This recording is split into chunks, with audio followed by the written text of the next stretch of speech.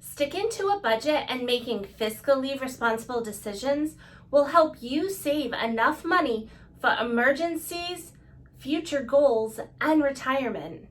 Here are the top 6 things you need to know to maximize your savings potential. Number 1, contribute the maximum amount to your employer's retirement plan. It's a good idea to contribute as much as you can afford to your employer's plan, whether it be a 401k, a 403b, 457, or a simple. Your contributions reduce your taxable income since they are typically deducted from your income before taxes are assessed.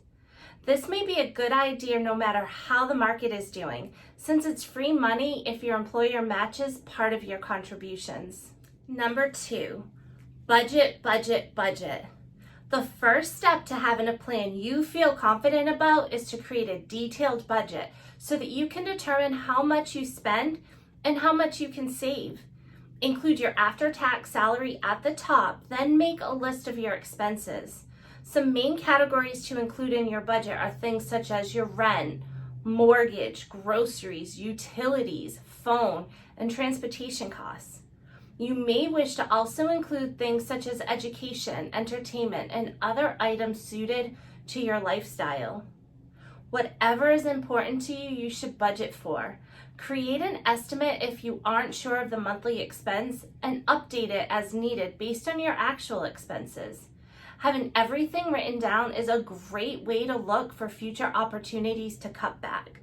And if you are unsure where to start with a budget, make sure to take a look back at my other videos and check out the 50-30-20 budget. I think this is a great budget for people who are starting out, and I highly recommend, so take a look at that. Number 3, build an emergency reserve. Put aside money in a rainy day account. Keeping this separate from your other funds helps you to avoid the temptation to spend it on non-emergencies. Try to save 3 to 6 months of your salary and then build from there. The easiest way to get started is actually have the money get drawn directly out of your pay account and have that go into a separate savings account. And I often find some of these higher yield online savings, such as an ING, an Ally, or a Capital One, really allows individuals to build up their emergency reserves, as it's easy to access. However, it does take a time to pull that money back over. And by having the funds come directly out of your pay stub, it builds quicker than you can imagine. If you have this account, you can then draw on it for emergencies and not rely on having to put this on a credit card, which could end up costing you interest if you're not able to pay it all in full. Number 4, control your spending. It is so important to avoid the temptation to overspend on assets such as a fancy, expensive new car. Just because you might deserve to drive around in a pristine luxury car doesn't mean you necessarily should. Make sure you understand what your needs are and what your wants are, especially if you tend to make impulse purchases, as this can impact you financially. Number 5, pay down your debt.